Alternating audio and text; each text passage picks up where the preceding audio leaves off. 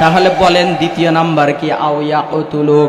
আপনারা বলেন দেখি, বিগত 16 বছরের মধ্যে আবু জেহেলের গোষ্ঠীরা আমাদের বাংলাদেশের বড় একটা জামাত, বড় একটা দল, সেইটার নাম হইতেছে জামাতে ইসলাম। ঠিক কিনা বলেন?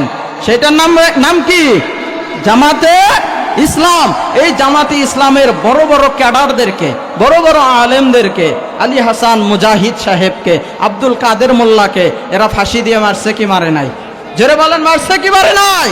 আজকে এই চালিতাবাড়ির জমিন থেকে আমি বলে যেতে চাই, জামাতে ইসলামের যত বড় বড় ক্যাডারদেরকে এরা হত্যা করেছে, ফাঁসি দিয়েছে, হামলা করেছে, মামলা করেছে, সমস্ত হামলা মামলা এবং যত বানোয়াট কিচ্ছা কাহিনী ছিল, এই সমস্ত কিছু তাদেরকে মিথ্যা চাপায়া দেওয়া হয়েছিল। ঠিক কিনা বলেন? কি চাপায়া দেওয়া হয়েছিল?